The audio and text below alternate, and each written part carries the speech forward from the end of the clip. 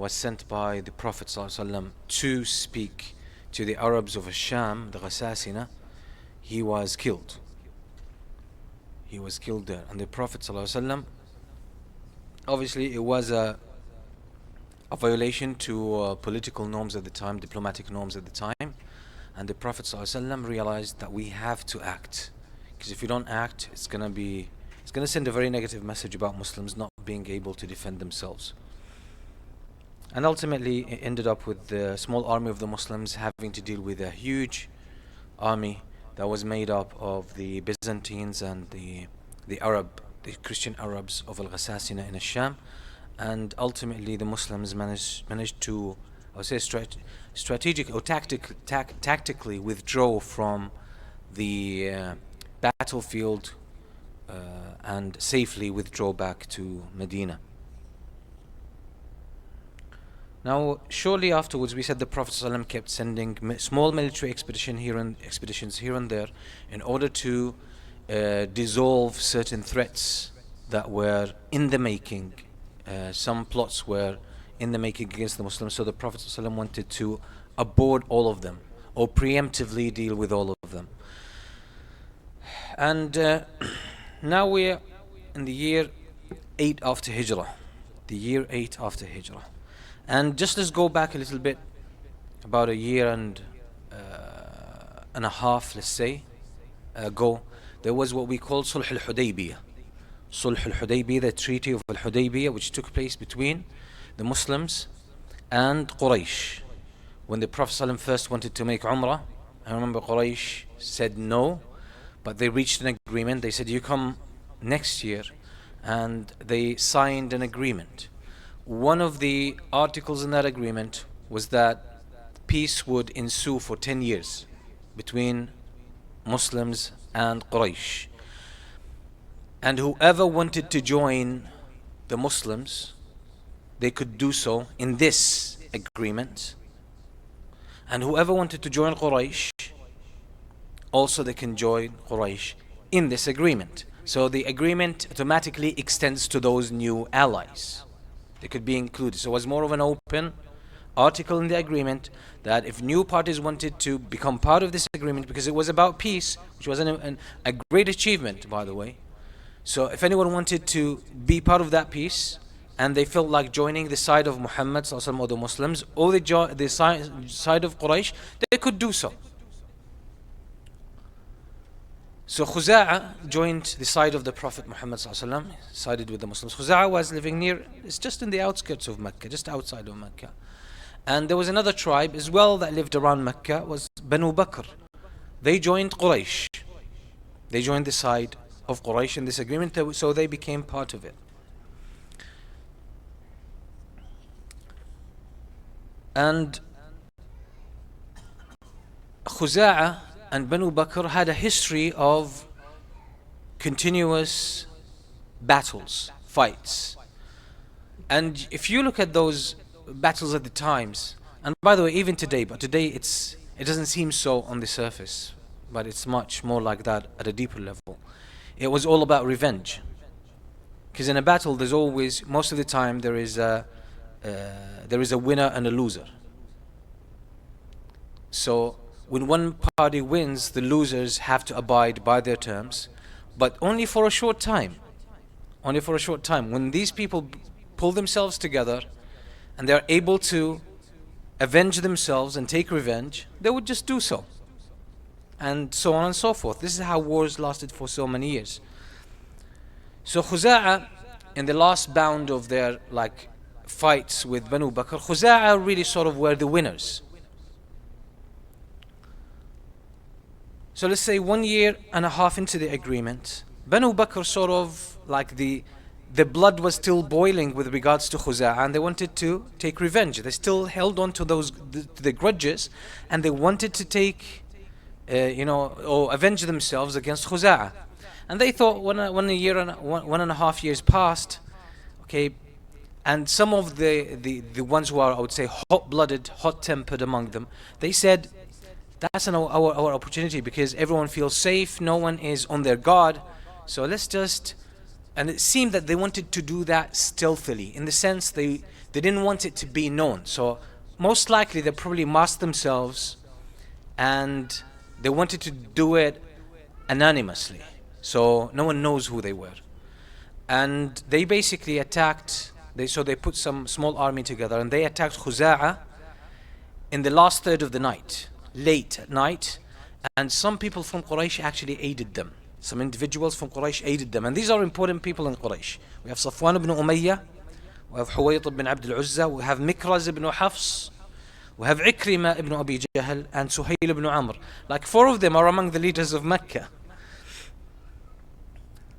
So they attacked Khuza'a and they started killing them. And some of Khuza'a were Muslims, by the way. Some were non-Muslims, some were Muslims. So when they attacked them, some of the Muslims were praying their night prayer. So they started slaying them when they were praying, and the ones who were in their beds, specifically, I would say maybe most of them were non-Muslims, they also attacked them in their homes and they started slaying. And when they slayed people, I didn't say they slayed men. You're talking about men, women, children, everyone. Everyone. So some of those Khuza'a, when they woke up to the tragedy, they realized that those guys wanted to annihilate them. So what did they do? Usually people around Mecca, whenever they attacked, they would withdraw to the Haram, because it's sanctity of the Haram. Even the Arabs knew that you could not kill someone in the Haram, so they pulled to the masjid, some of those from Khuza'a. But the one who was leading this kind of attack, his name was Nawfal ibn Muawiyah al-Dayli, he started chasing them into the Haram. Now his followers said, listen, they've entered the Haram, they've entered Mecca and the sacred house, we can't attack them. So he said something, he said, La ilaha al-yawma ya Bani Bakr. He says, there is no God today, Banu Bakr. Forget about all of this. So even according to the pagan Arabs, he disbelieved, like he made kufr. He said, لا إله اليوم يا بني بكر أصيبوا ثأركم فلعمري إنكم لتسرقون في الحرم أفلا تصيبون ثأركم فيه. So he says, there's no God today. Just, get your revenge. And, we all know that you guys commit theft in the haram. Like, you commit sins. Is it only, like, murder now is an issue? But you do all the other stuff. Like, why is murder now an issue? Why is the haram now just a haram or a sanctuary only when it comes to killing? So he says, just go and, take your revenge. So they ended up chasing them and they killed them even in the haram. They killed them in the haram. And there is here one thing that we should actually point out. And it shows that, Allah subhanahu wa ta'ala says in the Quran, وَلَا تَتَّبِعُوا خُطُوَاتِ الشَّيْطَانِ, and do not follow the steps of shaitan. And this is something Imam Ibn al-Jawzi really spoke about in detail. He has a book called Talbisu Iblis. He says how the deception of Iblis, how Iblis, sort of entices people into sin so slowly and connivingly without them realizing. So he takes them one step at a time. So Allah says, do not follow those steps of shaitan. One of the Salaf said, إن من علامات المعصية أو إن من علامات السيئة بعدها. One sign that you have fallen into sin is that you will find yourself more likely to fall into more sins. So a sin leads to another sin, and one sin leads to another, and so on and so forth, in a cascading effect. They keep piling up. So one sin paves the way for the following sin, and so on and so forth. So sometimes when you're in a situation where you say, oh, let me commit that sin, right? It's just a sin. Don't you be thinking like that. Because a sin, in its tail, it's tied to another sin. So if you commit a sin, it's going to be easier for you, to slide into the second sin, and so on and so forth. So you want to avoid that right from the beginning. So this shows that Nawfal, he is saying to his people, like they said, the haram, it's, the sanctity of the place, we can't kill. He said, you guys, but you're thieves in this place. You steal, you lie, you do everything that's bad. Why is it now when it comes to murder? And that shows that if you compromise on your principles in one area, by the way, you've given yourself and you've given shaitan the rationalization to get you to slip into another area. Oftentimes, some of the people that we find today, Some of the Muslims who doubt their religion, sometimes they start coming up, they say, and they seem to have arguments like, why does Islam treat, men or women like that? Why does Islam deal with this issue in this way? What about the history of Islam? Why did the Prophet ﷺ and the Muslims do this and that? Although they think they're coming up with some rational arguments, but when you really have a long conversation, long enough to see where they're coming from, you know that they have no clue what they're talking about, honestly. Just parroting some stuff that they heard. And when you dig deeper, usually you find some of the cases, not all of them, some of the cases, you find that it's usually a young person and they moved from a conservative family environment into, let's say, university. And in university, it's all open. So you have the kids smoking weed, dating, drinking, partying, doing everything that was considered a taboo for you, was considered a source of destruction. Like, these people are still doing all this stuff and they seem to be getting away with it. They seem to be enjoying themselves, they're getting good grades. And then you find yourself somehow in an awkward position. So a lot of these guys. So some of them stay firm, mashallah, but some of them, unfortunately, they start, they want to do like everyone else. They want to start smoking, they want to start drinking, partying, doing all that stuff. But as long as they believe, it's hard that you're sinning. You're disobeying Allah subhanahu wa ta'ala. So one reason, because we humans want to be consistent with ourselves, one way to make it easy to fall into sin is to start to doubt the whole concept of Islam and God, etc. So they don't realize that just because you want to smoke and drink and do some sins, you don't realize that it actually causes you to start doubting. Why? Because when you doubt these things and question them, you say, so I don't have to abide by that. It's all like, there's no point. So it's really serious. And remember, one guy really had this issue, and one brother was having a conversation with him. And really his conclusion was, the brother had a conversation with him. He said, listen man, it's not worth it. You want to go and sin, it's haram, okay? But you're doing that anyway. But don't just try to beautify it and rationalize it to a point where you start to doubt Islam itself. It's not worth it. It's not worth it. Okay, you were in one thing, but you were involved in sin. Don't start moving now towards kufr. Don't do that. That was a very good advice, but not necessarily easy. Because once you compromise on something, you have to compromise on the rest. So again, this is just a principle, and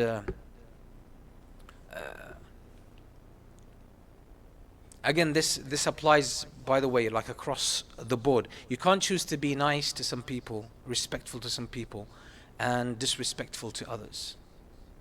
You can't, by the way.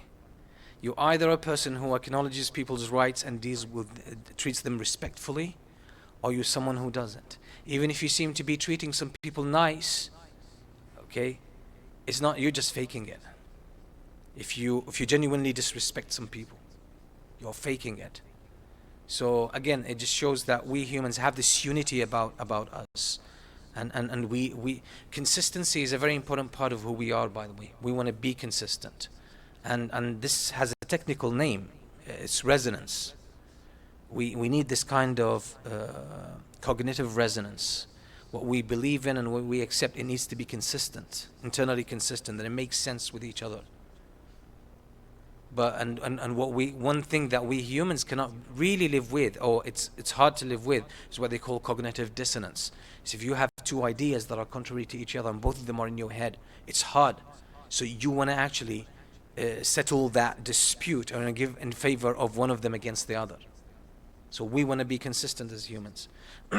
So again, he was basically using that just to justify something that is worse, which was killing those people in the haram. Obviously, Quraysh, after realizing, man, like those people were not wiped out and we were found out, they were hoping that it was small enough not to breach the treaty, and they were hoping that they would not be found out, but this wasn't the case. So some of the people from Khuza'a, Amr ibn Salim al-Khuza'i, he went all the way to Medina to tell the Prophet ﷺ, and he initiated some lines of poetry which are famous in the history of Islam. So I'm just gonna read them in Arabic and then we'll summarize them in English.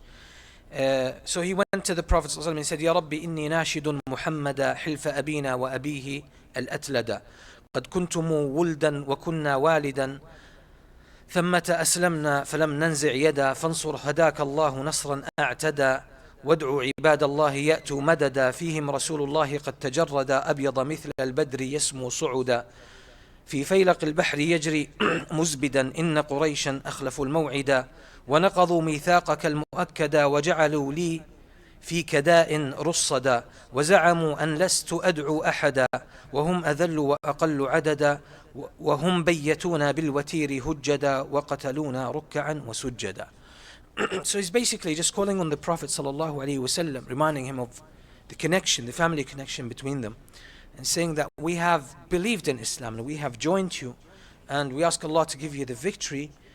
And then he praises the Prophet ﷺ, and then he says that Quraysh breached the agreement. They went against the agreement, and they basically claimed that what we are calling upon is a false god about Allah subhanahu wa ta'ala. And then they attacked us. They took us by surprise and they attacked us in the late night as we were praying. They came and they slaughtered us. The Prophet ﷺ, upon hearing this, he says, "Nusirta ya Amr ibn Salim, you've been given support. You've got my support."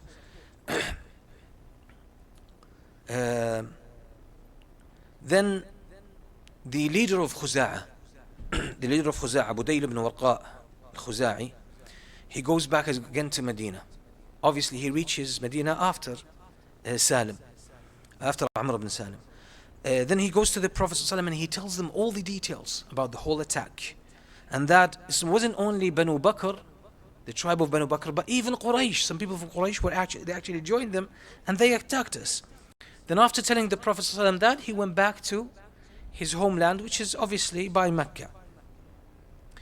Now Quraysh, when they realized this is such a serious situation and they have made a grave mistake, they realized, man, we can't deal with Muhammad at this time. We don't want war with him.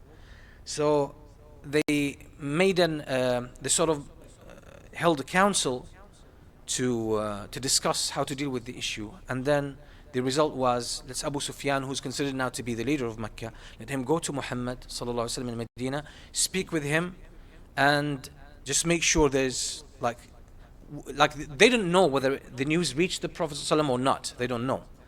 They're not sure. Was it big enough to reach the Prophet ﷺ? Was it big enough to be considered to be a breach of the agreement or not? And they wanted to know what was going on the other side.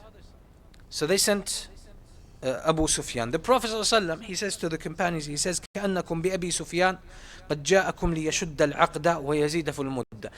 Perhaps Abu Sufyan is going to come here to Medina and he's going to confirm the agreement, and he probably would want to extend the agreement longer. So Abu Sufyan really, he's heading to Medina. On the way he meets the leader of Khuza'ah, Budayl, who was coming back from Medina. And he says, "Ya Budayl, where did you come from? Were you like in Medina?" He says no. He wants to hide. Budayl doesn't want to expose everything. And I think that was important because the Prophet ﷺ says, "Ista'inu ala injah al-hawa'iji bil-kitman." Seek success in your affairs by not sort of disclosing, what your plans are. So unless you need to tell someone something because you need their help maybe or their assistance, you don't need to tell everyone about what you're going to do. So Budayl did not tell him. And so Budayl lied here. We know lying is haram and lying is a grave sin. But sometimes when, in a situation like this, speaking the truth will actually have more serious repercussions, then you can resort to lying. Now, no one take this as an open check to go and just lie. Because I know people like that. Some people like that. We can lie if there's a benefit. The thing is, there are people like whatever they want, they're going to see it as a benefit. So they'll end up lying in most of your affairs at your own risk. At your own risk, because we talked about lying previously. When you lie, you're messing with the fabric of reality, and that's not a good thing. It's not a good thing for you. It's not a good thing even in the long run. Lying is a very bad strategy. So he says to Abu Sufyan, no, we were just having some sort of a walk around this area. So Abu Sufyan is not convinced. Abu Sufyan was a very intelligent man. He says, okay, now if Budayl was in Medina, obviously, like they must have eaten from the food of Medina. And Medina was basically, the basic food is dates. And camels would eat dates, dried dates. So if they were in Medina, we could tell from what? From the waist of their camels. We go and check it if it has the stones of the dates of Medina. And they could tell, by the way, from the different types of dates. They could tell this is from Medina. So they checked the waist of the camels, and Abu Sufyan realized that they were actually in Medina. So he figured out. So he goes to Medina. He reaches Medina, and upon reaching Medina, he goes first to his daughter, Habiba, Habiba. So he goes to Habiba, who was the wife of the Prophet ﷺ, right? He goes to her house, he enters the house, and he wants to sit on the mattress. She folds it. And he's offended. So he says, read his words in Arabic. قال يا بني أرغبت بي عن هذا الفراش أم أرغبت بي عن هذا الفراش أم رغبت به عني. Still, he's very sarcastic, by the way. So she pulls the mattress for him not to sit on it. So he says to her, do you find that the mattress is not up to my level, so you pulled it away, that it doesn't deserve that I sit on it? Or did you pull it away because you think I don't match the level of that mattress? See what he's saying? He's saying, is it that the mattress is too cheap, like it's low quality, that you think I deserve more? Or is it that you think I don't deserve even to sit on that? So she said, بل هو فراش رسول الله صلى الله عليه وسلم وأنت مشرك نجس فلم أحب أن تجلس على فراش رسول الله صلى الله عليه وسلم. Says to him bluntly in his face. She says, this is the mattress of the Prophet صلى الله عليه وسلم, and you are a polytheist, a pagan who is filthy. And I did not, and I don't want that you sit, I don't like that you sit on the mattress of the Prophet sallallahu alaihi wasallam. فقال والله لقد أصابك يا بنية بعدي شر. He says, Wallahi, evil has touched you after me. He's saying to his daughter. Then he leaves and he goes to the Prophet sallallahu alaihi wasallam. He says, يا محمد أشدد العقد وزدنا في المدة.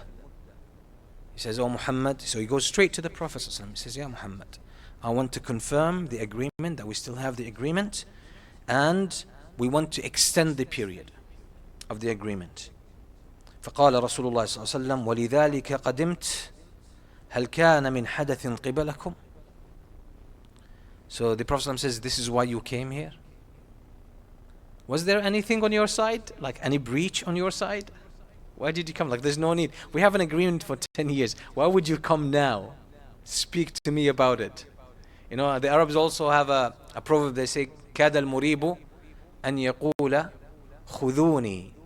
You know, when someone does something bad, he's almost saying to people, you know, here I am, catch me. Because anyone who's done something wrong, they would usually act suspiciously. They would act suspiciously in a way that actually, you know, draws attention to them.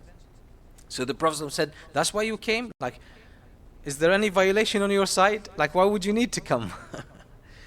So Abu Sufyan says, Ma'adh Allah. No, we seek protection of Allah. There's nothing like, A'udhu Billah. There was no breach on our side. نحن على أهدنا وصلحنا يوم الحديبية. We're still true to our agreement from the day of Hudaibiya. لا نغير ولا نبدل. We do not change and we do not breach it. فلم يرد عليه رسول الله صلى الله عليه وسلم. So the Prophet صلى الله عليه وسلم ignored him. This man is not even telling the truth. So Abu Sufyan, when he sees that there's no response from the Prophet صلى الله عليه وسلم, he goes to Abu Bakr. And he says to him, you know, just speak with Muhammad for us. Abu Bakr قال ما أنا بفاعل. I'm not going to do that. Bluntly. So he goes to Umar ibn Khattab and he says, go and speak to Muhammad. let him just renew the agreement, etc. So Umar al-Khattab said, أَأَنَا أَشْفَعُ لَكُمْ إِلَى رَسُولِ اللَّهِ فَوَاللَّهِ لَوْ لَمْ أَجِدْ إِلَّا الذَّرَّ لَجَاهَدْتُكُمْ بِهِ. He's saying, you want me to speak on your behalf to the Prophet ﷺ? He says, Wallahi, the only tool I have is ants, I would fight you with it. I mean, who fights with ants? This basically is a very like if I have nothing, I would fight you with nothing. Like I'm your enemy for good. So don't think I'm gonna speak on your behalf or for you.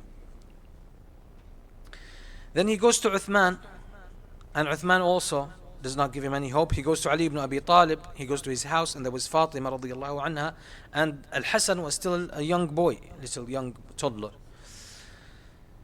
So Abu Sufyan says to Ali, Ya Ali, innaka amassul qawmi bina rahiman. Ya Ali, you are the closest to us in relationship, in terms of family, like blood. وإني قد جئتك في حاجة فلا أرجعن كما جئت خائبا. I've come to you with a need, don't send me back without that need being fulfilled. فاشفع لي إلى محمد, like intercede with Muhammad, speak with Muhammad. فقال علي ويحك يا أبا سفيان والله لقد عزم رسول الله صلى الله عليه وسلم على أمر ما نستطيع أن نكلمه فيه. He says, like, woe to you Abu Sufyan, the Prophet صلى الله عليه وسلم, when he makes a decision, we can't discuss it further with him. If he arrives at a decision, that's it, there's no going back on this. So Abu Sufyan looks at Fatima at this moment and he says, يا ابنة محمد هل لك أن تأمري بنيك هذا فيجير بين الناس فيكون سيد العرب إلى آخر الدهر. So he's basically saying to Fatima, won't you get this son, your son, to speak or sort of intercede for the people of Mecca, so you protect people from blood and from death. So she replies to him, she says, والله ما بلغ بني ذاك أن يجير بين الناس وما يجير أحد على رسول الله. She said, my son is still young, so he's not in that business. Number two, no one tries to change a decision after it was made by the Prophet sallallahu alaihi wasallam. That's it. So then Abu Sufyan, like, he's about to leave, and he says to Ali, يا أبا الحسن إني أرى الأمور قد اشتدت علي فانصحني. He says, he's speaking to Ali, Abu al-Hasan. He says, like, it's really like I'm in a very bad situation. Give me an advice. What should I do? فقال علي والله ما أعلم لك شيئا يغني عنك شيئا ولكنك سيد بني كنانة فقم فأجر بين الناس ثم الحق بأرضك. فقال أبو سفيان أو ترى ذلك مغنيا عني شيئا؟ قال لا والله ما أظنه ولكني لا أجد لك غير ذلك. So Ali says, I don't know anything that would really help you in this situation, but you are the leader of, Quraysh. So what I would say, stand in the middle of the Muslims and ask for anyone who would intercede for you. Just tell them, intercede for us, or just ajr bayna nas here, basically, like, accept my protection of the people of Mecca. Don't deal with the people, leave the people of Mecca alone for me. Basically, no one, like the Prophet ﷺ did not accept that from him. None of the companions accepted that from him. So Ali ibn Abi Talib said, you might as well just try and just claim, okay, that I seek protection for the people of Mecca, so accept my intercession. Okay. So but Ali ibn Abi Talib says, I don't think that's gonna do anything, but that's the only thing I can tell you. So he goes to the masjid, the middle of the masjid, and he says, يا أيها الناس إني قد أجرت بين الناس. So he basically goes into the masjid when the Muslims are there and the Prophet ﷺ is there, and he says, "O people, that I intercede between the two parties." He's playing neutral now. So I'm interceding between you and people of Mecca. Just don't have a fight between you. ثم التفت إلى رسول الله صلى الله عليه وسلم فقال يا محمد قد أجرت بين الناس لا والله ما أظن أن يخفرني أحد ولا يرد جواري أحد. Then he turns to the Prophet ﷺ and he says, Ya Muhammad, I have interceded between you people and the people of Mecca, and I think people would accept that. Like, no one is going to violate, my intercession. فقال له رسول الله صلى الله عليه وسلم أنت تقول ذلك يا أبا سفيان ثم ركب بعيره وانطلق إلى مكة. So when he said that, and he says that to the Prophet ﷺ, the Prophet ﷺ said, that's only something you say. Basically, you just said something, but It holds no weight. That's the intent of it. So Abu Sufyan goes back to Mecca, and when he arrives, they all rush to him and they say, ما وراءك هل جئت بكتاب من محمد أو عهد? They said, what's going on? Did you get any kind of agreement with Prophet, with Muhammad, or any kind of like some sort of a document? He said, لا والله أبى علي وقد تتبعت أصحابه فما رأيت قوما لملك عليهم أطوع منهم له. He said, Wallahi, no. He refused. And I spoke to I chased his companions to try to help me, and I haven't seen any followers who are so obedient and respectful of their king as they are to Muhammad. So he says basically, I came to Abu Bakr and Umar, and they just basically, he told them the story, and they realized the whole journey was pointless. Now the Prophet ﷺ tells Aisha, get ready, get my stuff ready. And Abu Bakr comes and he asks, so she asks the Prophet ﷺ,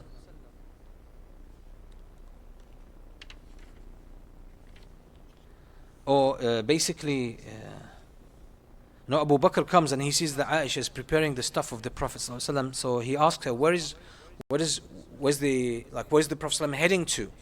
What is his destination or his intention? She didn't say anything. She didn't have a response. Then he asks the Prophet ﷺ and he says, Ya Rasulullah, where are you heading to?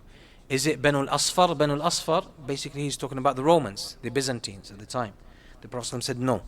He said, Aturidu ahla Najd? Are you heading towards Najd, the middle of the Arabian Peninsula? Still there were enemies of the Muslims there? The Prophet ﷺ said, no. He said, maybe you're heading to Quraysh. The Prophet ﷺ said, yes. So Abu Bakr said, O Messenger of Allah, like, don't we have an agreement with them? The Prophet ﷺ says, Alam yablugh kama sana'u bi Bani Ka'b. Don't you remember what they did? With Banu Ka'b is one of the names of Khuza'a as well, because one of their forefathers is Ka'b. So the Prophet ﷺ told the Muslims to get ready, and just before setting out of Mecca, he tells the Muslims where he's heading to. He says, we're heading to Mecca. So people get ready. The Arabs and the Bedouins around Medina start coming. The Prophet ﷺ sends to the other tribes who embraced Islam around that time. They all joined the Prophet sallallahu alaihi wasallam. Among them is Aslam, Ghifar, Muzayna, wa Ashja' wa Juhayna. Few tribes. So the Muslim army is put together and they reach 10,000. 10,000. Now about 2 years before, the whole of the Muslims who could fight and defend Medina were 3,000. Now in 2 years it jumped to 10,000. 10,000 Muslims. And that's the benefit of Sulh al-Hudaibiya, time of peace. Time of peace, the Prophet managed to reach out to many people, many tribes, and a lot of people came into Islam. So 10,000 Muslims, an army of 10,000 Muslims. And the Prophet ﷺ, he makes a dua that Allah blinds Quraysh to his moves. So he says, Allahumma khudh al-uyuna wal-akhbar an Quraysh hatta nabghataha fi biladiha. He says, oh Allah, keep our news away from Quraysh until we take them by surprise. And the Prophet ﷺ has a reason why he wants surprise, and we'll come to explain it inshallah. And the Prophet ﷺ actually he didn't only make dua, but he also sent his companions along the way from Medina to Mecca to stand on all the sort of intersection and junctions where travelers are likely to pass. And he commanded them to see any travelers, if they know any news, make sure, they don't go to Mecca. To make sure no news reaches Mecca. And then the Prophet ﷺ sends Abu Qatada, one of the companions, on a small military group towards an area called Idam, where there were some people who were planning something against the Muslims. The Prophet ﷺ sent Abu Qatada on a small group to go and deal with them. And this would also bring confusion to any news, because people would think, the Prophet ﷺ sent Abu Qatada and he's going to catch up with him with the whole army. So just people think he's not heading to Mecca. Now around this time, one of the companions, Hatim ibn Abi Balta', the famous story. So Hatim, the Prophet ﷺ, one day he calls on Ali ibn Abi Talib, as Zubayr ibn al-Awwam, and another companion called Abu Mirthad al-Ghanawi. And he says, انطلقوا حتى تأتوا روضة خاخ فإن بها امرأة من المشركين معها صحيفة من حاطب بن أبي بلتعة إلى المشركين فأتوني بها. So the Prophet ﷺ does not want the news to reach Quraysh, but he tells these three companions, he says, go to that oasis of an area called Khakh, where travelers usually stop by for water and for rest. And he says, there is a woman there, non-Muslim woman, and with her there is a book, there's a letter. It is from Hatib ibn Abi Balta'a. Hatib ibn Abi Balta'a, one of the great companions. He was with the Prophet ﷺ in the Battle of Badr. And so there's a letter from Hatib ibn Abi Balta'a to the people in Mecca, to the mushrikeen in Mecca. Bring it to me. Bring me that letter. So Ali ibn Abi Talib says, so we set off, and in that area we find a woman. So we ask her to give us the letter. She says, Ma ma'i kitab, I don't have any letter. So Ali ibn Abi Talib brings her camel down to kneel down and sit down. And he says, we search all her luggage, there's nothing. So Az-Zubayr ibn al-Awwam and Abu Mirthad, they say, she doesn't have a book. So Ali ibn Abi Talib says, but the Prophet ﷺ tells the truth. I know she has the book, she has the letter. So then Ali ibn Abi Talib tells her, he says, وَالَّذِي أَحْلِفُ بِهِ لَإِن لَمْ تُخْرِجِ الْكِتَابِ لَأُجَرِّدَنَّكِ. Ali ibn Abi Talib says, listen, if you don't hand me the letter, we shall strip you naked and find the book, find the letter. And he knows, okay, she's not going to accept that. So she goes to her belt and she pulls a letter and she hands it to Ali ibn Abi Talib. So Ali ibn Abi Talib takes it to the Prophet sallallahu alaihi wasallam. So what is in the letter? It's basically from Hatib ibn Abi Balta'a to people of Quraysh. Muhammad sallallahu alaihi wasallam intends to attack Mecca. Be ready. That's it. Now, in today's terminology, this is considered to be treason. Treason. You're betraying your country. You're betraying your people. And the Prophet ﷺ kept it secret from the people of Quraysh. And he took all the measures for the news not to reach Quraysh. Now you, Hatim ibn Abi Balta'a, one of the great companions, is actually what? You're just sending the secrets to those people and telling them, informing them beforehand. That's against the intent of the Prophet ﷺ and his whole plan.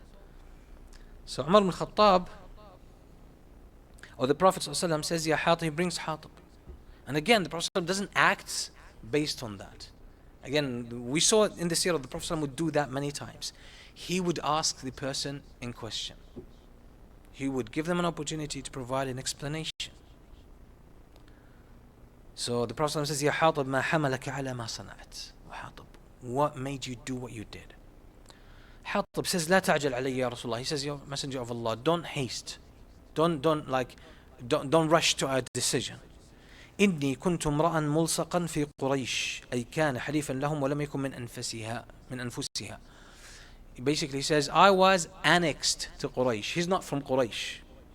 He doesn't have the lineage of Quraysh, so he's not a descendant of their forefathers. He's just someone who came and he attached himself to them. وكان من معك من المهاجرين لهم قرابات يحمون أهليهم. And all the muhajirin that came, they have family members over there. Some of them have their wives, some of them have their children, some of them have their houses and their property. But they have relatives like their cousins who will protect that because it's the whole family. Like it's the honor of the whole family. So their cousin is going to protect their family. But I am someone who doesn't have any cousins because I'm annexed. I'm just attached to Quraysh. I'm not from them. And there's no one to protect my family members who still live in Mecca. فأحببت إذ فاتني ذلك من النسب فيهم أن أتخذ عندهم يدا يحمون بها قرابتي. So since I don't have this family protection, I thought I would do them a favor. So by means of that, they would pay that by protecting my family and not violating them. Because by the way, there's a danger there. When in time, at wartime, what could happen? Civilians could be taken hostage. And which civilians? In that tribal society, people won't take their cousins as hostage. But whoever does not belong to them, they would take them as hostage. There are people who would be lost in the middle. So he thought his family might end up in something like that. So he says, I wanted to do them a favor so they could pay me back by protecting my family. وَلَمْ أَفْعَلْهُ كُفْرًا. I didn't do it out of disbelief, out of treason. وَلَا ارْتِدَادًا عَنْ دِينِي. I did not apostate and leave my religion. وَلَا رِضًا بِالْكُفْرِ بَعْدَ الْإِسْلام. I'm not accepting kufr after my Islam. فقال رسول الله صلى الله عليه وسلم أما إنه قد صدقكم. Indeed, he told you the truth. This man told the truth. And so, by the way, this is a very sensitive situation. And again, this is a serious matter. It's not like they're having good time and it happened and they're dealing with it at ease. It's a wartime. It's extremely challenging time. So Umar ibn Khattab, he says, Ya Rasulullah, innahu qad khana Allah wa rasulahu wal mu'mineen fada'ni adrib unuqahu. He says, Ya Rasulullah, he betrayed Allah and His Messenger and the Muslims. Let me chop off his head. Let me kill him. فقال رسول الله صلى الله عليه وسلم إنه قد شهد بدرا وما يدريك لعل الله طلع على أهل بدر فقال اعملوا ما شئتم فقد غفرت لكم. So the Prophet said he witnessed the battle of Badr and you don't know, perhaps Allah looked at the people of Badr and He said, do whatever you want, I have forgiven you. فدمعت عينا عمر وقال الله ورسوله أعلم. Umar cried at that moment because he was in Badr as well. For him, this is the good news. This is good news. And he says Allah and His Messenger know best. Again, what does this tell us? It tells us even the best among people have shortcomings and could commit grave mistakes. So people in your life, in your family, friends, sometimes they'll do some dumb stuff. Maybe they'll do you a great misfortune. Probably they'll do you in sometimes. And it doesn't mean you'll forget everything about them. You have to put things in perspective. You have to. You have to. You can't just give up on a person because of one mistake they made. And that's why the Prophet ﷺ says, أَقِيلُوا ذَوِي الْهَيْئَاتِ عَثَرَاتِهِمْ. People who are good, people who usually do good, if they slip, forgive them. Forgive them. There are people, there are individuals, by the way, in this world who are full of resentment. They are like a reservoir of resentment walking around, literally. There are people who are just looking for an opportunity to be offended and to blow their resentment. So if they catch you in a mistake or a small thing like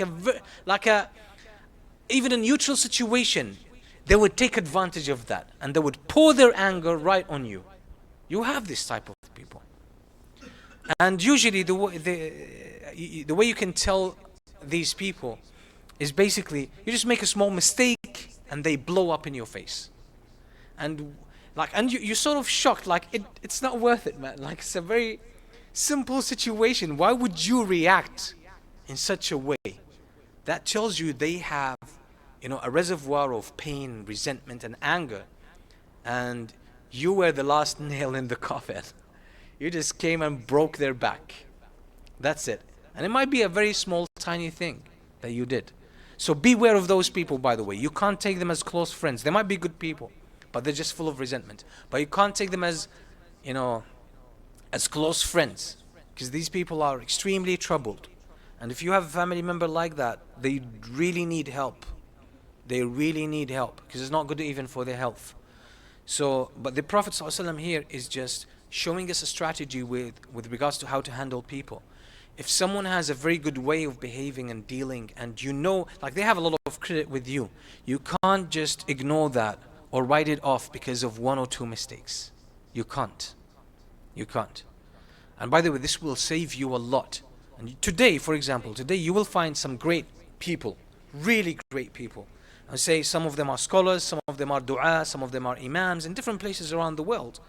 And they might say something that is really dumb. And in a specific situation, they might take a position that is not really good, not optimal. It might be really it doesn't make sense to you, and it seems to be maybe from your side unethical. Don't just write them off. Don't just write them off. Again, أَقِيلُوا ذَوِي الْهَيْئَاتِ عَثَرَاتِهِمْ. Do not, go to extremes in judging people. And I'm not giving an excuse. I'm saying there are good people who do grave mistakes. Look at this mistake. This is considered to be, as I said, betrayal. You have gone khiyana. Like khiyana is really serious. Yet the Prophet ﷺ, what does he do? He says he told you the truth. It's a mistake. He figures out it's a mistake. So it didn't come from a position of disbelief. It doesn't come from a position that doesn't want good for Muslims, but it came from a miscalculation, a wrong assessment of the whole situation, and he ended up doing something that's really on the outside. Umar ibn Khattab believes it deserves what? Capital punishment. If it were true, he would deserve capital punishment.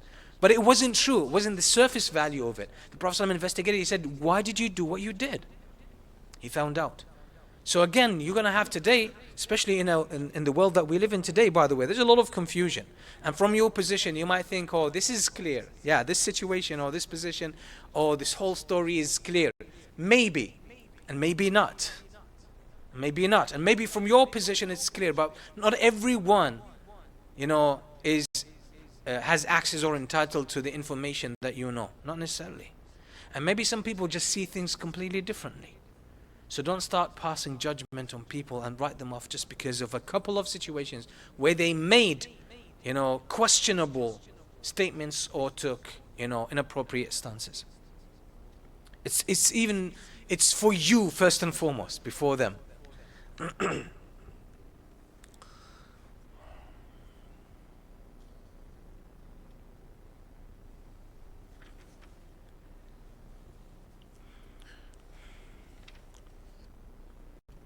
Okay, so the Prophet ﷺ sets out of Medina towards Mecca with 10,000 Muslims. And this was the second day of Ramadan. It was the second day of Ramadan, the year 8 after Hijrah.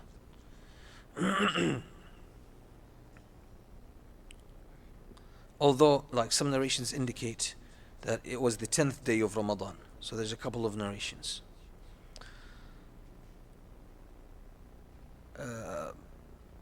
On the way to Mecca, the Prophet ﷺ stops by the grave of his mother in an area called Al-Abbas. And he visits the grave of his mother and he was crying. And the companions ask him, Umar ibn Khattab specifically, he says, what's going on? So the Prophet ﷺ said, إني سألت ربي في الاستغفار لأمي فلم يأذن لي فدمعت عيناي رحمة لها من النار. I asked Allah to seek forgiveness for my mother. Allah said no. Allah did not give him permission. So he said, I felt mercy for her. I feared for her the hellfire. As the Prophet ﷺ was on his way to Mecca, he comes across two people. One of them is Abu Sufyan ibn al-Harith. He's the cousin of the Prophet ﷺ. Al-Harith is the older son of Abdul Muttalib, right? The oldest uncle of the Prophet ﷺ. His son Abu Sufyan was a great enemy to the Prophet ﷺ, by the way, for a long time. Yet, he comes now, and he was, by the way, a very good friend of the Prophet ﷺ. He was a very good friend. He was a friend of the Prophet ﷺ from day one, because both of them were taken by Halim al-Sa'diyya to be nursed, by the way. He was with the Prophet ﷺ during his time with Halim al-Sa'diyya. So they were like brothers from day one. And then throughout their youth, they were very close friends, by the way. But when the Prophet ﷺ became a messenger, he went the opposite way, all the way against him.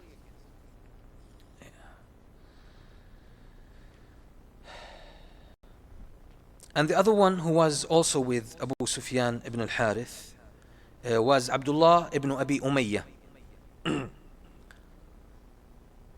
So when they met the Prophet ﷺ on the way, and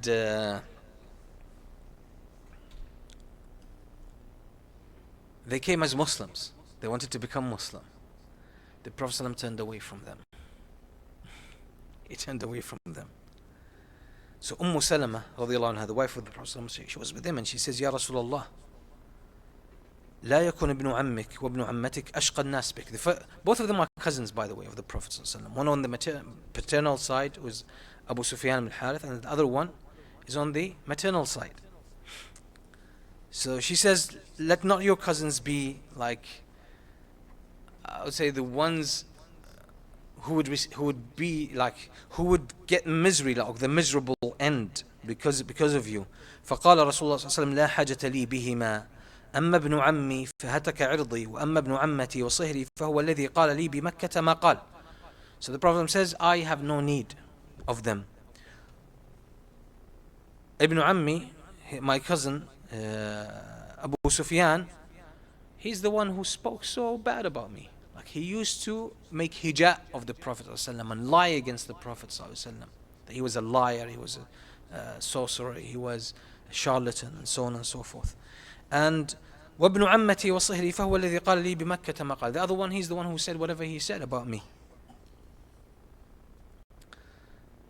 So they really, when they received the news and now they became Muslim, as we said, they thought, okay, where can we go? So they sent a message to the Prophet ﷺ and he said, okay, if you're not going to accept us, we're just going to go in this desert until we die out of thirst and hunger. So then the Prophet ﷺ felt bad with regards to them, and he allowed them to come. But still the Prophet ﷺ was upset with them. Ali ibn Abi Talib, who's also the cousin of Abu Sufyan ibn al-Harith, so he says to him, he says, when you come to the Prophet ﷺ, he accepted to sort of let you in, but you need to meet him. What I would recommend, he says, ائتي رسول الله صلى الله عليه وسلم من قبل وجهه فقل له ما قال إخوة يوسف ليوسف عليه السلام قالوا تالله لقد آثرك الله علينا وإن كنا لخاطئين. He says, go straight to the face of the Prophet صلى الله عليه وسلم and quote the verse from Surah Yusuf when his brothers wronged him and then they came to him and they figured out who he was. They said, Wallahi, Allah has favored you upon us and we were wrong, we were mistaken. Just say that to him, because Ali ibn Abi Talib knows the Prophet ﷺ is going to appreciate the Quran. فإنه لا يرضى أن يكون أحد أحسن قولا منه. Because the Prophet ﷺ does not, like, his standards are so high that he would not accept that someone says something good and he responds bad to it. He would always say what is best in any conversation. So since you are speaking with him in the Quran using that word, he's absolutely going to accept that.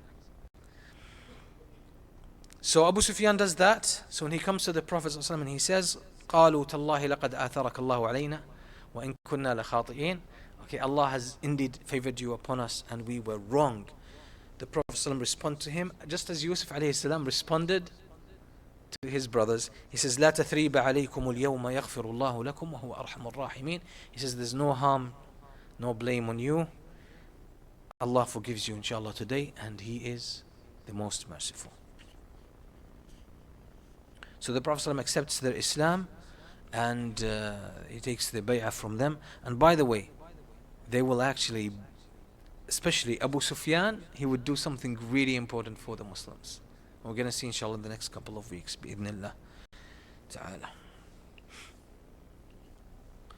So as the Prophet ﷺ is getting closer to Mecca, which is by Marr al-Dhahran, the Muslims are tired and they're fasting. The Prophet ﷺ, in the middle of the day, he starts eating in public in front of them, so that the Muslims see that it's permissible obviously for a traveler to break their fast, but the Prophet ﷺ wants to show them. So because some of them might say, well, not I want to fast or something. No, now that's the Prophet ﷺ, he himself is breaking his fast. So one of the narrations goes, فصام رسول الله صلى الله عليه وسلم حتى بلغ عسفان ثم دعا بإناء فشرب نهارا ليراه الناس ثم أفطروا حتى دخل مكة وافتتح مكة في رمضان. So the narration goes from Ibn Abbas that the Prophet صلى الله عليه وسلم on the way to Mecca, when he reached the area of Usfan, he called for a jug of water and he drank in the daytime, so people could see him. Then people broke their fast. And the Prophet said, إنكم قد دنوتم من عدوكم والفطر أقوى لكم. The Prophet said, you have come close, like to your enemies now, and you need the physical strength. So when you are fasting, your physical strength is taken away. So break your fast and eat. Something also happened on the way. You know, the plant from which the miswak, most of the miswak is made. The miswak is the root, by the way. The ones that we use are the roots. But there's also the branches, and this plant also has fruits. I haven't seen the fruits, to be honest. I haven't seen. Well, I've seen a picture of them, but I personally haven't seen them or tasted them. And the Arabs used to eat that. It's called al-kabath or kabath. Okay, it's not common. But the Muslims used to eat it. So on the way they found some and they were eating from it. And obviously it was something that shepherds knew very well, because sheep eat a lot of it and it's very good for the sheep. When the sheep ate it, it increased their milk.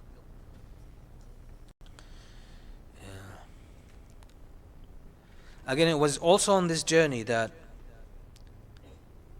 Abdullah ibn Mas'ud was climbing some tree on the way, and he was like getting some fruits and throwing them to the Muslims to eat.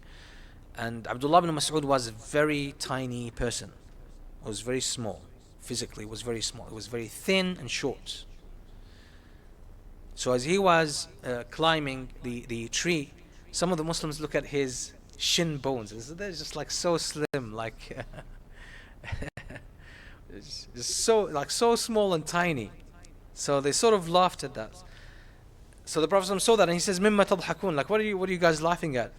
قالوا يا نبي الله من دقة ساقيه. Like, we're laughing at how small and tiny his legs are. He's so small. فقال صلى الله عليه وسلم والذي نفسي بيده لهما أثقل في الميزان من أحد. That on the day of judgment, obviously, they're going to be heavier than Mount Uhud. Why? Because of the great deeds that Abdullah bin Mas'ud has done for Islam. When Muslims sort of come very close to Mecca, the Prophet ﷺ commands the Muslims to camp at one area. Again, it's Marr al-Dhahran, and he says he says to each small camp, light a fire. And you're talking about 10,000 people, or fill the landscape, and each small group of them lights a fire. So it was a very breathtaking view.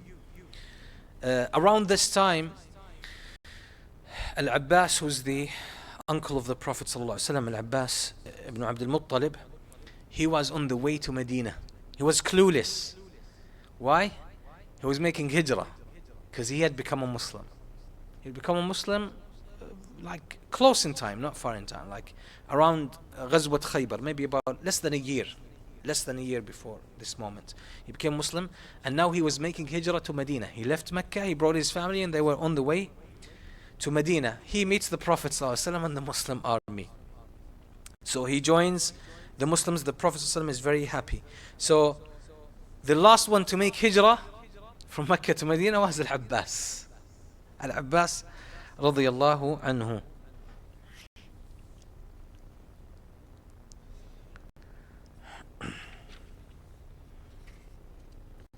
Okay, so Quraysh still are clueless. They don't know anything about the Muslim army that is approaching Mecca. So Abu Sufyan, one night, with him was Hatim ibn Hizam, Budayl ibn Warqa, 3 important people in Mecca. They're sort of walking outside of Mecca, trying to see, maybe they can meet some travelers, maybe they can get some news. So, and it seems that they got carried away and they moved a little bit away from Mecca. And then they come upon the valley where the Muslims, or the landscape where the Muslims were camping, and they see this huge fire camp throughout the whole area, as far as the eye can see. And this is something they've never seen in their life. The Arabian Peninsula, you can't 10,000 is very rare. It's very rare in their history.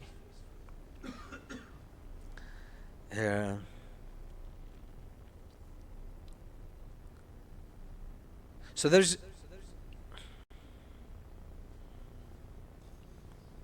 Yeah, so they come close and they're having conversation. Like when Abu Sufyan sees this, he's basically they're having a conversation.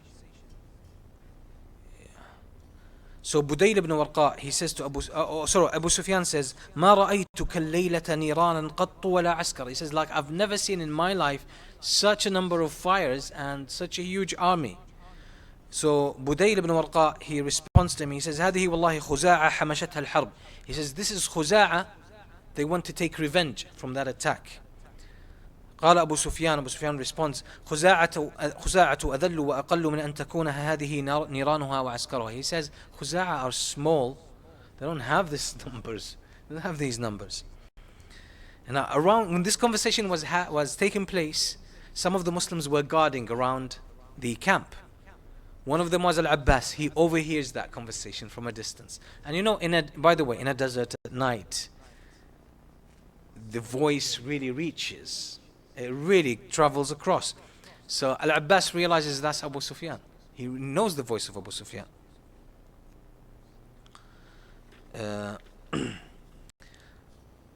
So Al-Abbas, he calls on Abu Sufyan. He says, Ya Aba Hanzala. Abu Sufyan is shocked and he knows the voice of Al-Abbas. By the way, these were like close friends from a young age. They grew up together, these two people. So he realizes Abu Abbas, he says, Abu al-Fadl, like he's calling him by his kunya. What's going on? Al-Abbas said, ويحك يا أبا سفيان هذا رسول الله صلى الله عليه وسلم في الناس وصباح قريش والله. He says, Ya Abu Sufyan, woe to you. Like, so wake up. This is Allah's Messenger صلى الله عليه وسلم and his soldiers, his troops. And by the morning, Quraysh will be taken over. قال أبو سفيان فما الحيلة, what can we do about that?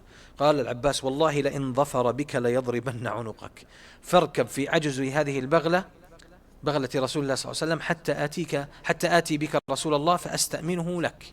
He said, Wallahi, if the Messenger صلى الله عليه وسلم gets hold of you, he's going to kill you. But what I would say, ride with me over this mule, which was the mule of the Prophet صلى الله عليه وسلم. Al-Abbas was keeping it.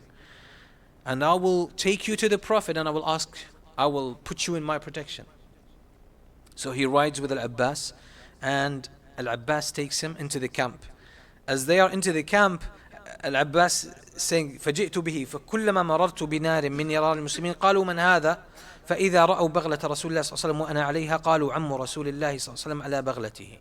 So he says, Al-Abbas says, as soon as we pass by a camp, they would say, who's this? But then they would recognize the mule of the Prophet ﷺ. They say, okay, that's the uncle of the Prophet ﷺ, Al-Abbas, and he's just riding on it. So, and we would pass. He says, until we come across Umar ibn al-Khattab. فَقَالَ مَنْ هَذَا Umar al-Khattab, and he says, who's this? Who's with you? Like who's riding with you? وقام إلي فلما رأى أبا سفيان على عجز الدابة قال أبو سفيان عدو الله. So Umar al-Khattab, he comes when he sees, who's this? Oh, it's Al-Abbas. He sees that Abu Sufyan is with him. He says, oh, Abu Sufyan, the enemy of Allah. So he says, الحمد لله الذي أمكن منك بغير عقد ولا عهد. He says, Alhamdulillah, Allah brought you to us and there's no protection for you. There's no protection for you today. ثم أخذ يشتد نحو رسول الله صلى الله عليه وسلم. Then Umar, upon saying this, he rushes to the camp of the Prophet صلى الله عليه وسلم. Al-Abbas knows what he wants. Umar al-Khattab wants to get to the Prophet صلى الله عليه وسلم first to get a permission that if I see Abu Sufyan, I'm allowed to kill him. So Al-Abbas gets it. He says, okay, Umar al-Khattab is walking, we are on the mule. So he speeds up. So he says, وَرَكَضَتِ الْبَغْلَةُ فَسَبَقْتُهُ فَاقْتَحَمْتُ عَلَى الْبَغْلَةِ. So basically, I rush to the Prophet ﷺ while I am still riding the mule. I get into the camp of the Prophet ﷺ. فَدَخَلْتُ عَلَى رَسُولِ اللَّهِ صلى الله عليه وسلم وَدَخَلَ عَلَيْهِ عُمَرُ. So we entered on the same time. فقال عمر يا رسول الله هذا أبو سفيان قد أمكن الله منه بغير عقد ولا عهد فدعني فلأضرب عنقه. So Umar speaks first and he says, O Messenger of Allah, this is Abu Sufyan. We've got hold of him and there's no protection for him now because there's no agreement. They broke the agreement. Let me chop off his head now. فقلت, Al-Abbas speaks straight away. He says, فقلت يا رسول الله إني قد أجرته. O Messenger of Allah, I gave him protection. He's under my protection. ثم جلست إلى رسول الله صلى الله عليه وسلم. I sat next to the Prophet صلى الله عليه وسلم. فلما أكثر عمر في شأن أبي سفيان قلت مهلا يا عمر. When Umar still insists about killing Abu Sufyan, I told him, like, take it easy, Umar, take it easy. فوالله لو كان من رجال بني عدي بن كعب ما قلت هذا ولكنك عرفت أنه من رجال عبد مناف. So then Al-Abbas says to him, if he were from your own clan, you would not have that insistence. But because he's from Banu Abdi Manaf, okay, now you want to kill him. So he's saying the reason you want to kill him is tribal. It's not about anything Islamic. فقال عمر مهلا يا عباس. He says, take it easy يا عباس. فوالله لإسلامك يوم أسلمت كان أحب إلي من إسلام الخطاب لو أسلم. Just take it easy يا عباس. He says, Wallahi, your embracing Islam on that day was dearer to me, more beloved to me than my own father had he become Muslim. And that shows the love of Umar to the Prophet ﷺ. That he loves the fact that Al-Abbas became Muslim because he's the uncle of the Prophet ﷺ more than he would love his own father would be Muslim. He's basically saying it's not about this tribalism that you're thinking. So then the Prophet ﷺ realizes this situation is very tense. He says, اذهب به يا عباس إلى رحلك فإذا أصبحت فأتني به. He says, Ya Abbas, take him to your camp. In the morning, you come and bring him with you, then we'll deal with it. And by the way, that's a good tactic for parents. It's a good tactic for parents. Like if some of your children are having a fight or a dispute, etc., and they're very tense, okay, diffuse the situation. Get them involved in something else, and when they calm down, then you can speak with them. You can speak with them. And this happens as well with people. When the situation is tense, you can't reason with a person. You really can't reason with a person. So you might want to say, okay, we'll deal with this tomorrow. We'll handle this tomorrow. Diffuse the situation in a way, then deal with it when everyone has calmed down, and then you can deal with it. So people have their mind and their wit.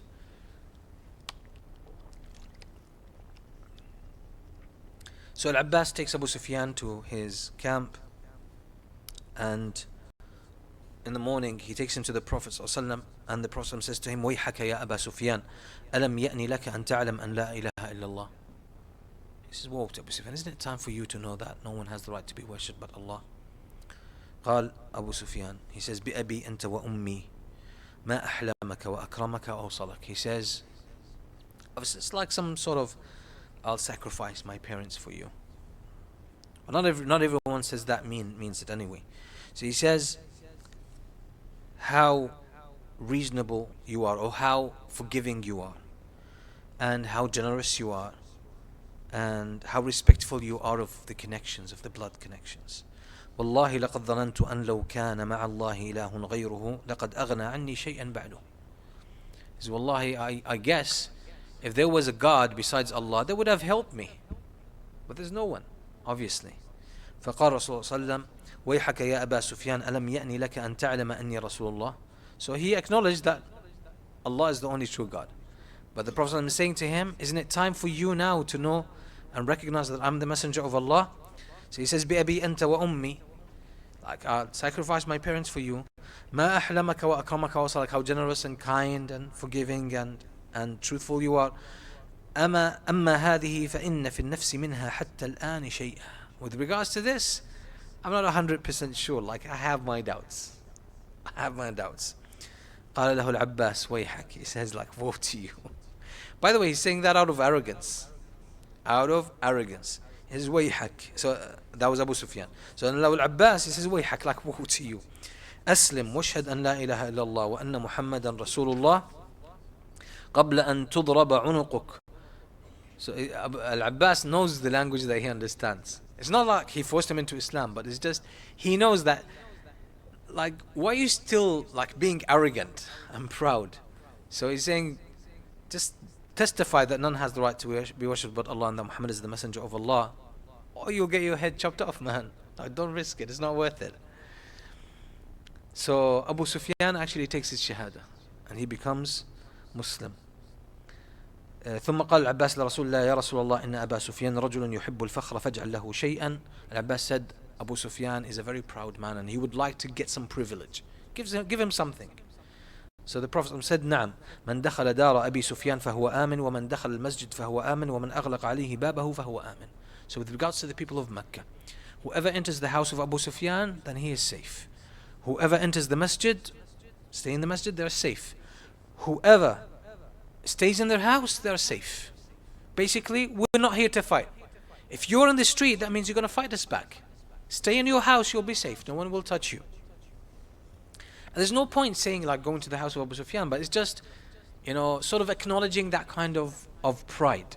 Because Abu Sufyan still, he sees himself better than everyone else, and he needs that privilege. He doesn't accept to be treated like everyone else. Then the Prophet ﷺ, he tells Al-Abbas, before he lets Abu Sufyan go back to Mecca, he tells him, okay, I want you to hold Abu Sufyan and make him stand there. So stand there where basically there was like a small mountain, stand on the top of that small mountain where the Muslim army is going to start marching. One regiment at a time. So Al-Abbas and the Prophet ﷺ commands the Muslim armies to show their full force, all their weapons, all their equipment and everything, and organize themselves. And Al-Abbas and Abu Sufyan are watching. So every group of the Muslims passes by, Abu Sufyan is completely like flabbergasted. What is this? Like he's so impressed with that. So, and he says to Abu Sufyan, who are those? So Abu Sufyan is saying those are the tribe of Sulaim.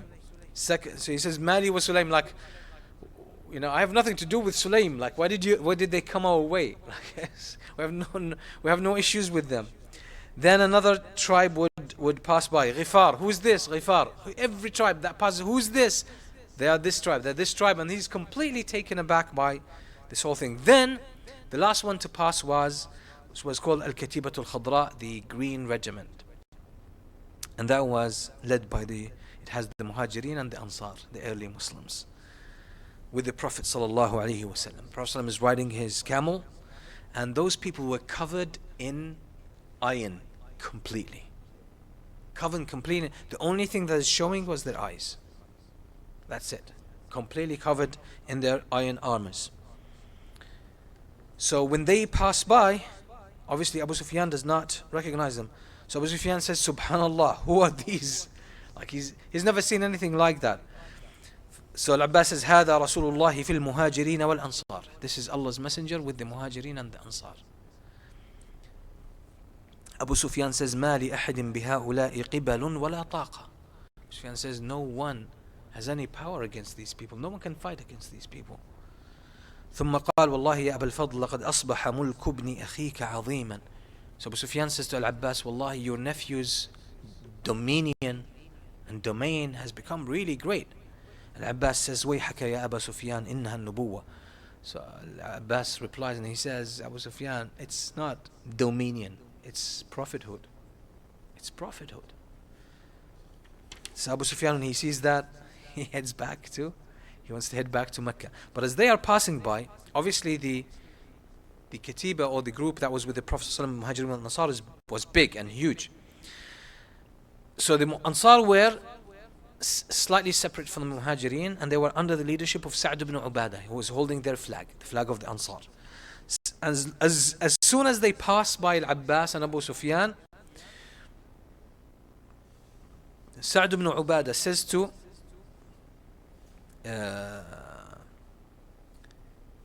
he says to Abu Sufyan, he screams at Abu Sufyan, he says, يا أبا سفيان اليوم يوم الملحمة اليوم تستحل الكعبة اليوم أذل الله قريشا. Sa'd ibn Ubadah says to Abu Sufyan, they have issues now. He says, Ya Abu Sufyan, today is going to be the day of blood. It's going to be bloody. Today, the sanctity of the Kaaba will be violated. Sa'd ibn Ubadah is angry. And he says, today, Quraysh will be humiliated by Allah. Abu Sufyan is like, obviously, you can imagine he's shaking now. He's taking that seriously. So then the Prophet sallallahu alaihi wasallam, then the Prophet passes by. So Abu Sufyan, he calls upon the Prophet sallallahu alaihi wasallam. He says, "Ya Rasulullah, amarta biqatli qawmik." He says, "O Messenger of Allah, you've given the orders to kill your people?" The Prophet sallallahu alaihi wasallam said, "No." Abu Sufyan says, "This is what Sa'd ibn Ubadah just said to me." The Prophet ﷺ, he says, "Kadaba Sa'd." Sa'd is wrong. By the way, kadaba in the Arabic language could mean he's wrong, could mean he's lying. Here it means he's lying. He's wrong. He's wrong. ولكن هذا يوم عظيم يعظم الله فيه الكعبة ويوم تكسى فيه الكعبة. The Prophet said, no, he's wrong. Today is a great day, and the Kaaba will be glorified by Allah, and it will be given, its own sort of garment or cloak. Then the Prophet ﷺ sends to Sa'd ibn Ubadah, and he takes the flag and the leadership away from him. He takes it away from him. But the Prophet ﷺ was very smart as well. Sa'd ibn Ubadah is the leader of the Ansar. The Prophet ﷺ doesn't want issues. There's sensitivity now. Going back to Mecca, these are the people of the Prophet ﷺ. Shaitan could enter through a crack like this. Who does the Prophet ﷺ give the flag to? To the son of Sa'd ibn Ubadah, his own son. So now there's no issues.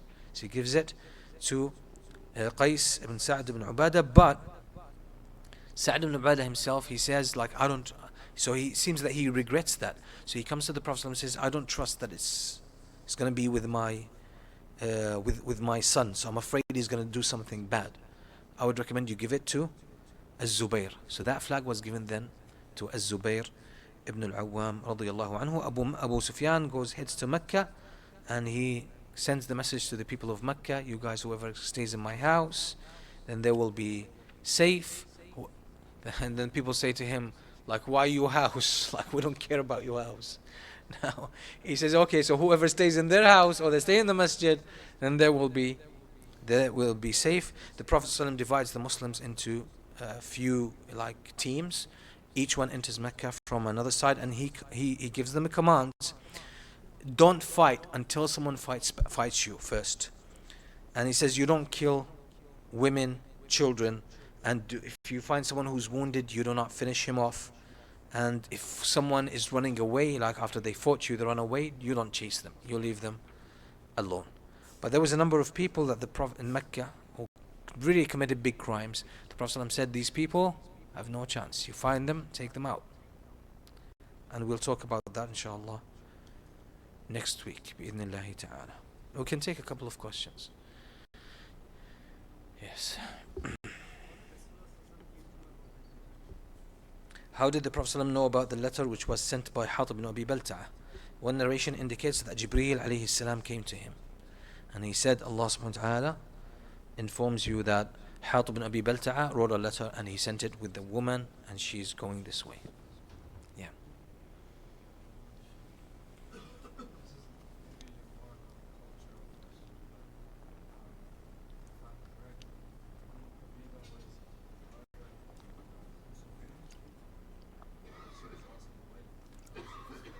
Yeah.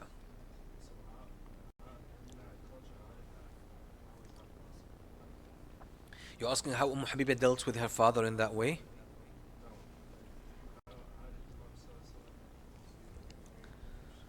Okay, Habiba, she was in Al-Habasha, in Abyssinia, and her husband died. So she already left her father, and she was not under his custody, because he was a non-Muslim. And then the Prophet ﷺ, when he sent Amr ibn Umayyah al-Damri to Al-Habasha as a messenger to Najashi, he asked the Najashi to conduct the nikah, to marry the Prophet ﷺ to Habiba from there. So she got married to the Prophet ﷺ as a nikah. The nikah was done when she was in Abyssinia. So then when the Muslims came back from Abyssinia to Medina, she joined the Prophet ﷺ. Yeah. Huh?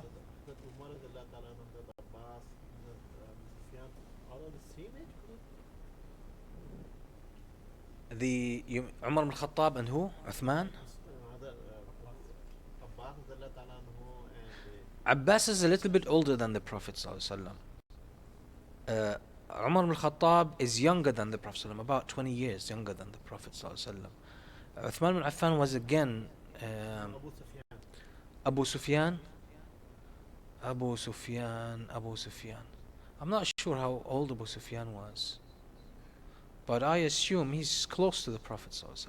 Not, yeah, he would be close to the Prophet ﷺ in age, yes.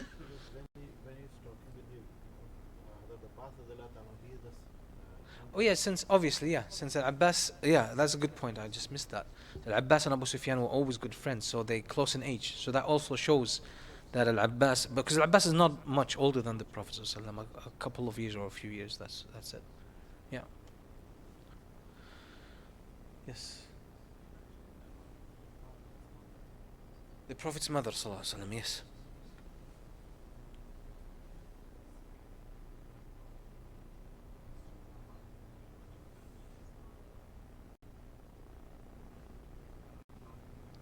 The mother of the Prophet ﷺ and the father of the Prophet. That's a, yeah. Yeah, I mean this is why this has been an issue of debate among some scholars. Is what with regards to the father and the mother of the Prophet ﷺ. They were obviously they died before the message, so they were living in the in the in the times of Jahiliyyah. And there was a man who came to the Prophet ﷺ and he asked him about his own father. He said, "Where's my father?" The Prophet said, "Abuka fin nar." He said, "Your father is in the hellfire." The man got really upset and touched by that. So then upon leaving, the Prophet says, "Come on, come back, like come back." He says, "Abi wa abuka fin nar." He says, "My father and your father are in the hellfire." This is an authentic hadith and we can't just remove it. Some scholars said we depend on principles. We say in principles, Allah says, وَمَا كُنَّا مُعَذِّبِينَ حَتَّى نَبْعَثَ رَسُولًا, and we were not to punish people unless we have sent a messenger. But these people, the father and the mother of the Prophet, died before the messenger. There was no message. So they should be considered from Ahl al-Fatra. They say Ahl al-Fatra, they are a people who never received the message.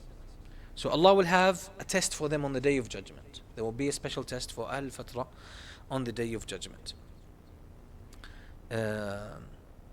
But the thing is, we have narrations from the Prophet ﷺ about his father. Explicitly, he's saying, "Abi wa abuka fin nar." And about his mother, he's saying, Allah prevented me from seeking forgiveness for her.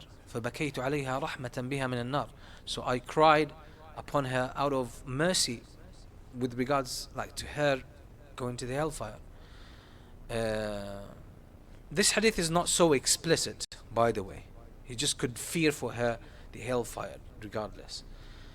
But we would say, if this is the case, as some scholars indicate, and this is why, by the way, you're going to find this as a debate among the scholars. As a debate among the scholars. The scholars who say that they are in the hellfire, and these are probably the majority of the scholars who say that the hadith mention clearly that specifically his father is in the hellfire and his mother, he was prevented from making istighfar for her. That seems that there were specific reasons. So maybe Allah told him, yeah, that they would not pass the test on the Day of Judgment. Maybe that's the reason. But on the other side, we're going to get to that.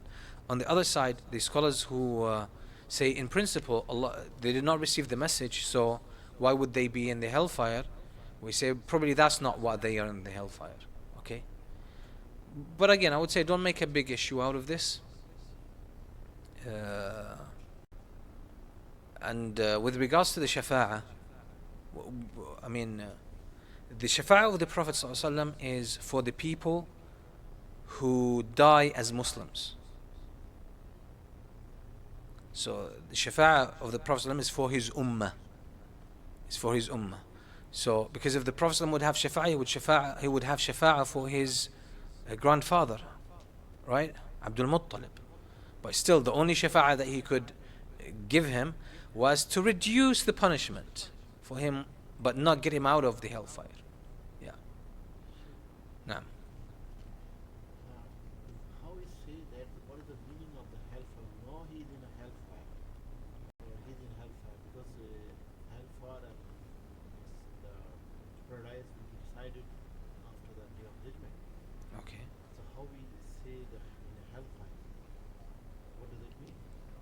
Why do you insist to make it hard? When the Prophet ﷺ says he's in the hellfire, that means Anybody. that he will be in the hellfire, that he's destined to the hellfire. That's what it means. But also the concept of time beyond death has nothing to do with the linear time we have here. So don't get us there philosophical. Because the Prophet ﷺ says, like for example about the shuhada in Uhud specifically, he says أرواحهم في حواصل طير خضر في الجنة, like their souls are carried by green birds in paradise. Does that mean now? Well, it means now, but it also means in the future, because the concept of time there is different. So don't apply our linear time there. The Prophet ﷺ in the Isra and Mi'raj, he visited paradise, and what? He heard the footsteps of Bilal, right? He saw people in the hellfire, right? Yeah, so don't mess with that concept. Leave it alone. طيب, we'll see you next week inshallah. وصلى الله وسلم على سيدنا محمد وآله وصحبه وسلم. Don't think about it, eh? Just don't think about it.